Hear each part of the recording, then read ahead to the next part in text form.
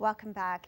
Now, for most of you that are a woman, you know it's difficult enough to be in society just as being a woman. Now, imagine being a woman and a single mother, and that's a really tough role to be in. And today we have Sherril Downer, who's a guest on our show, and she is in support of single mothers and single women. Can you tell me a little bit more about your organization? Well, I'm a single mother of 4 children, and in 2009, I decided to found this organization to help mothers get food, clothing for their children, and educational programs, things that will help the mothers elevate themselves in both education, employment, the arts, and also athletics for their children. So tell me a little bit about your story, if you don't mind. Oh, that's okay. I am 28. I have 4 children. I've been a single mother since they were born, so I've been raising them on my own. My twins are 7 years old. Wow. I have a 6-year-old and I have a 2-year-old. My goodness, that is tough. I know what it feels like to suffer. I know what it feels like to want to do better for you and your children. So I want to be able to help other mothers in my community to do the same thing, to be able to get better education, better jobs, and provide more stability for their kids. That's a really tough role to be in. I mean, just to have one child, it's tough. 4 kids at 28, you know, and you're raising them by yourself.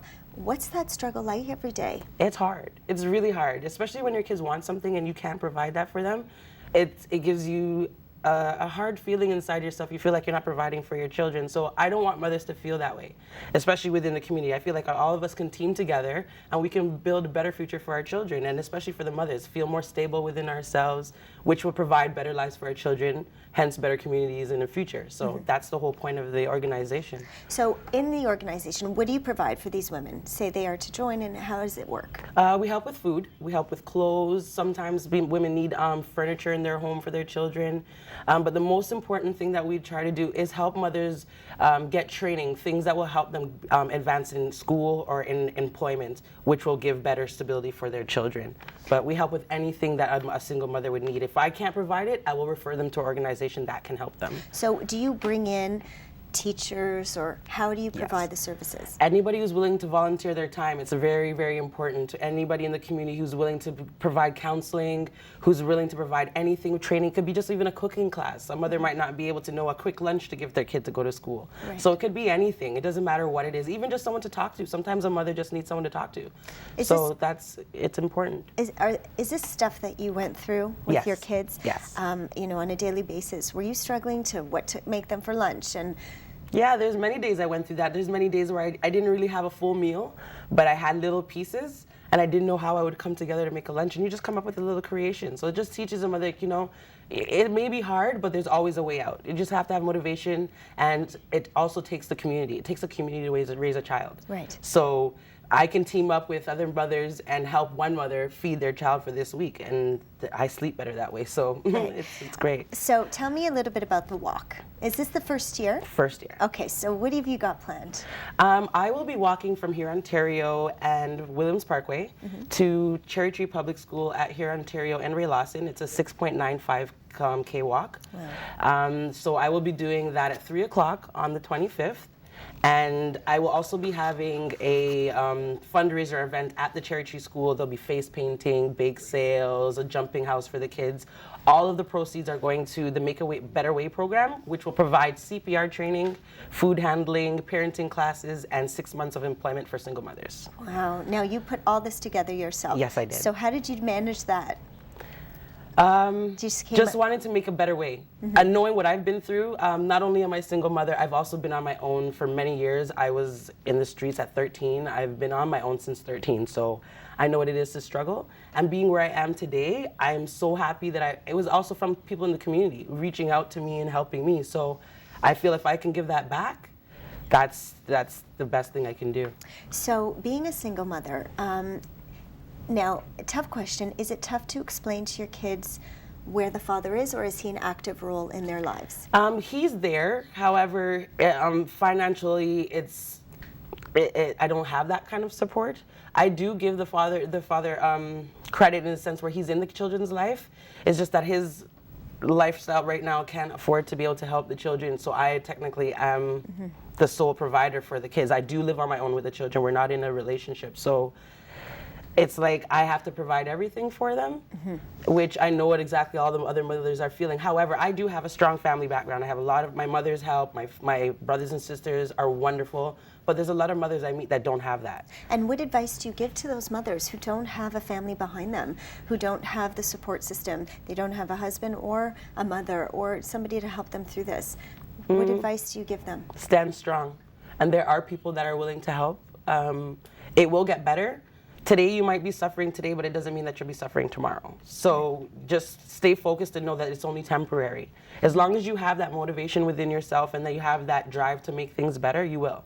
So it's hard, and you'll go through rough times. There'll be times where you'll be crying and not know if you can make it. But when you do make it, it's the best feeling in the world. Well, absolutely, I'm sure. Now, what are your hopes and future goals for this walk and what it can bring for you? I'm trying to be able to give 30 mothers a way into the program. Like I said, the program will give them CPR training, food handling, parenting courses, and employment for 6 months. So I'm trying to raise $400,000 to be able to employ 30 mothers into that program for 6 months. Wow. Yeah. Now, let's say it doesn't happen this year. I'll never stop. Good for you. I'll never stop. Well, this is it's an incredible organization. Thank you. Do you have a lot of people involved right now? Right now, I do have a lot of volunteers who are helping. It's just that the funding is not there yet because I don't have CRA approval yet. A lot of organizations are hesitant to give donations. Even just people in the society are hesitant because they're not getting receipts back. I don't have that approval yet. So until then, all the funding is basically coming from me. And as a single mother, it's not easy, you know what I mean? Funding for 20 families on top of my family, it's really rough. But I will not stop because I know that soon, like it's been 2 years and it's growing more and more. So I know soon enough the mothers will get what they need. Right. Well, that's incredible. Now, you said you have support from your mother and your family. How have they helped you get through this?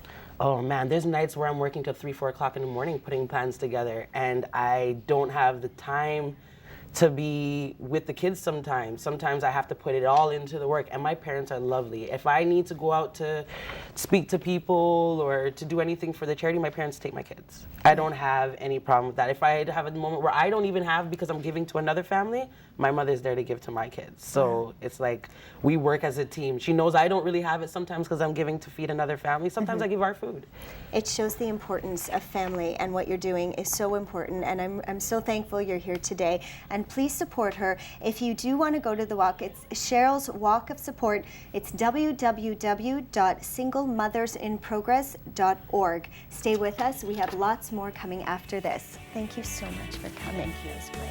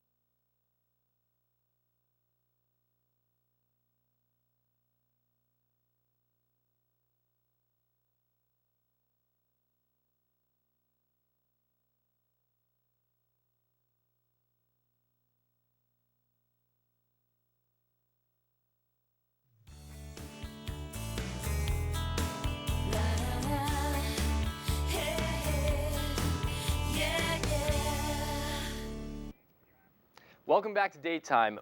Right now we have Jeff Robertson and Paul Jellick from the PKD Foundation Of Canada. Of Yep. Canada. So there's a fact that says 1 in 500 people suffer from this. Can you enlighten the rest 499 of what PKD is? Absolutely. Polycystic kidney disease is abbreviated to PKD. It's a genetic disorder. Right. What happens is it causes fluid-filled cysts to grow on the affected organ, predominantly on the kidneys, and over time those cysts grow and multiply and cause the affected organ to shut down. So where a healthy kidney is about the size of a human fist, each polycystic kidney can grow to be the size of a football and weigh as much as 38 pounds each. Wow. So you are you've gotten a transplant, right? Absolutely. From a kidney? That's right. I'm a kidney donor recipient. So what was the story behind your PKD? What was your PKD story? Sorry. Well, with my story, my mother had polycystic kidney disease, and I inherited it genetically. And in 2005, 6 years ago now, Yeah. I had a transplant at Toronto St. Mike's Hospital, and I was fortunate enough that I didn't have to be on a list. Yeah. I actually had a live donor offer me a kidney, and the donor was my lawyer. Wow. Yeah. So how long have you been living with this new transplant? Well, I've been living with the new transplant since 2005. Right. But my organs, as Jeff just mentioned here, started to deteriorate. Right. When I didn't even really know I had polycystic kidney disease till I was 32 years old. Wow. And but then they slowly degenerated it to the point where I needed a transplant. So there are signs that you can look for There to see if absolutely you have is. PKD? Absolutely. High blood pressure is one of the early detections. Okay. Kidney disease in the family, if you have family members that have suffered in the past. Chronic pain in the back, the lower flank, which is where the kidneys are found. Right. The pain is caused by the cysts. Blood in the urine, urinary tract infections. These are all telltale signs. But high blood pressure is generally the first indicator. Right. Then individuals will go and